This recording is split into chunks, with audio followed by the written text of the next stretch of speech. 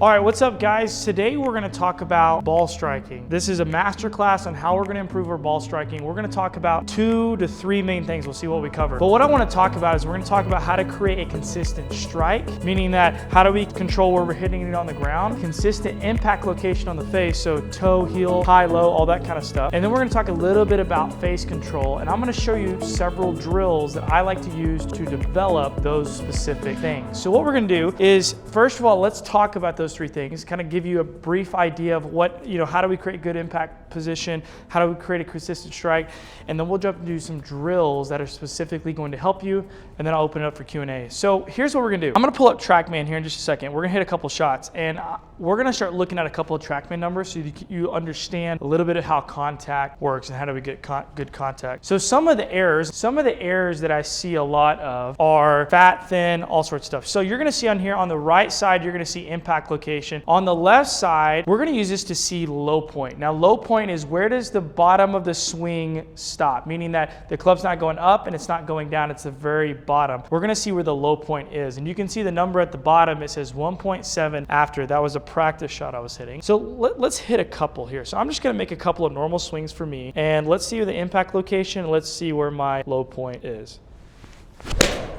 Okay, now I said decent. I thought I hit it a little bit chunky, so this is a bad swing, but great example here. So you can see that it says 1.3 behind the ball. I did hit that a little chunky. I kind of fell out of it. I was only at my 4th swing of the day. So that is one reason why I hit behind it. Now, let me make another swing. So that means my club bottomed out behind the ball. At the bottom of the swing, the club bottomed out back here instead of bottomed out in front of the ball. What I tend to see is players that hit it chunky, now this is also gonna be thin, they fall backwards like this, so then the bottom of the arc it ends up back here, and then it moves up into the ball, okay? So that's one reason why we chunk it, that the bottom of the swing arc is behind. So how we correct that is we have to get the body rotating and moving more this way. Now this is exaggerated. We don't want our head necessarily moving forward, but just to see the direction, we gotta get the contact to be here, so the club's still coming down, down, down. Now it bottoms out, and then it comes up in front of the ball. That's how we get the contact in front instead of behind. So now I'm gonna throw up TrackMan after this shot, and you'll see that this one, I'm gonna get it in front of the ball.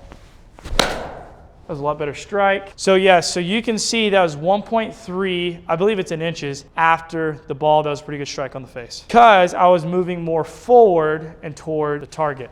So if I fall backwards on this one, I fall backwards this way, you're gonna see that it's behind the ball. Right, so here we go. Let me try this. Okay, I definitely chunked it. That's exaggerated, but you're gonna see that number be 0.8 inches behind the ball. Now, let's say I over-exaggerate and I really get my body moving this way. Okay, I just wanna see and show you how that changes the number. So I'm gonna really exaggerate it this time. Ball position, everything else is the same. So here we go. Okay, kind of walk that forward. 2.2 after the ball. You can see as I exaggerate that number gets more forward. So we've got to get that contact in front of the ball. Now, let me show you my favorite drill. So I'll do the split view here so you can see both angles here. I'll show you my favorite drill, and it's a towel drill. So what you're gonna do is take a towel, and it can be smaller than this. This is actually a pretty big towel. And what I want you to do is you're gonna lay it on the ground, just like this. I want you to make sure it's sitting really flat on the ground because we don't wanna be catching it unless it gives you feedback. So right here, I have it about a foot in front of the towel, about the width of your foot. That's probably around 3.5 inches in front of the towel. Now, if we fall backwards this way, you're gonna notice that you're gonna hit the towel. But the better you get yourself moving this way and get yourself moving over the towel, the better you're gonna get your bottom of your low point in front of the ball, and you'll stop hitting it chunky. Now thin, we're not gonna talk as much about thin. Thin can also be because of this, because you're scared to hit the ground, so you thin it. So this could be another reason, that could be a reason why you thin it. Some people thin it because they jump out of it. So put this towel here and just make a few swings, swing slow and swing easy, and just really make sure you feel like the club gets over that towel and you catch the ball first. So half swing here, through. Missed the towel. The number there that was 4.9. The towel helped me. Yeah, so that was 4.9. So that really helped me exaggerate getting in front of it. Maybe I need that. Oh, those are a lot better strikes too. Yeah, look at that. Actually, those numbers are better for me now because I'm really making sure I get in front of it. So that towel's actually helped me with my strike today. So now if you do it wrong, you're gonna hit the towel. So if I'm gonna intentionally scoop like this and fall backwards, and you'll see I should catch towel. So here, see, You can see that towel move on the ground. I kind of drug it, and you'll see that's 2.9 inches behind the ball. So this is a really, really great drill to helping you stop falling back and teaching yourself to rotate and get all the way through to a full balance finish and get on this side of the towel. All right, so drill number 2 I like to use for correcting contact errors is a football. Well, it doesn't have to be a football. I actually have something I like better. It's called impact ball. Go on Amazon, get the normal size one. Unless you're a junior, get the junior size one. So what you're gonna do, and what this is really good for, this is really good for getting the arms really nice and tight together and forcing you to use more of your body rotation. But because you can't break your elbows, because if you break your elbows, you're gonna drop the ball. Because you can't break your elbows, you're forced to using your rotation muscles, okay? It's really gonna force you to have to rotate more, which then brings in a lot more consistency in your strike, because now you're not depending on as much of an arm swing. So now this is more of a short swing drill. I would call it a pelvis to pelvis drill, just really getting the body more activated. So just like this, set up right here, here we go. So short, short. I'm really feeling like I'm squeezing that ball. You notice it just went from here to here, and I have to rotate. And I really want you to pay good attention to contact. So like right there, that was centered. If you don't have TrackMan, which most people don't, use athlete's foot spray, or if you have tape, which I would say the most easy thing to get a hold of is athlete's foot spray. Make sure it says powder spray. Spray a really light mist on there, and that'll tell you where you're making contact on the face. So when you're doing this drill and the towel drill, I think you should be spraying the club face so that you know where you're making contact. Because again, when you're trying to become an elite ball striker, you've got to consistently strike it in the middle of the face, or at least make your misses on the face a lot better. Less toe, less heel, those kind of things. So you can see this is kind of hard to do by myself. The impact ball is a little bit easier to deal with because it's got little notches for your arms. But I got a little face tape on here. I know you can see on TrackMan. I'll put that up here in a second, but now the face tape will definitely help. So here we go.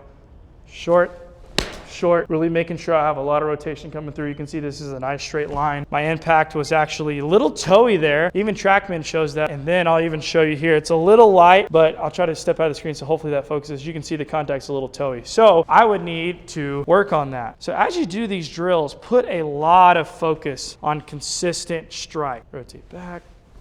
Rotate through, that felt better. Yeah, that was in the middle. So really hone in on consistent strike with this towel drill, with the football drill. If you get those two things right, you're gonna see a massive improvement in your ball striking. Okay, now the last thing, now you can actually do this with the towel drill. One of the last things that I see with a lot of my clients is they tend to strike the back of the ball instead of striking through the ball. A golf swing should be a passive motion through the ball, meaning that we shouldn't strike at the ball. Just like if any of y'all learned how to fight, you're taught not to punch the face, you're supposed to punch the back of the head, meaning you're supposed to punch all the way through, not pop the front of the face all the way through the back. Well, golf is the same way. We want to go all the way through the hit, not hitting the back of the ball. When I say people hitting the back of the ball, it looks like everything kind of dumps back here and at the ball, and their body falls backwards because they're trying to strike the ball. It's almost like they're swinging like it's baseball, because baseball, you're sitting up here and you're reacting to the ball because it's moving. But golf is not moving. The ball's not moving, so we need to make sure we're rotating and then swinging to the finish, which I think is the most important part. So you can use the towel drill, but then what I want you to do is I want you to picture yourself getting here, not striking the ball, getting to here and making sure you're in a full balance finish. Because then instead of swinging at the back of the ball, it's just going to be a passive motion through the ball. So here we go.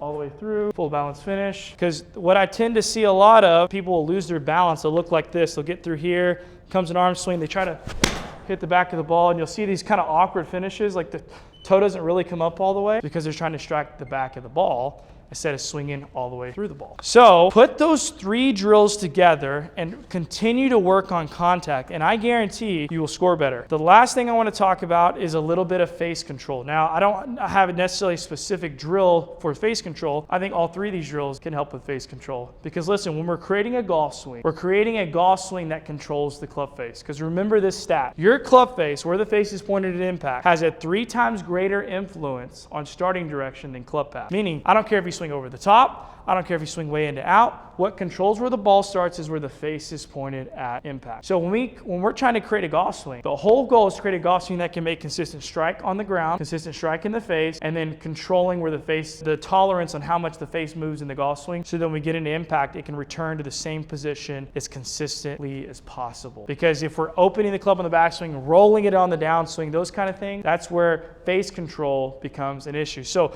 The football drill is a really good one because it gets the body moving more, the face moving less. The towel drill is going to get you in front. But like I said, you can do the towel drill and the football drill all together and really focus on face control. So when you start getting good at these drills, put a target out there in front of you. So in this case, it's this alignment rod on the ground.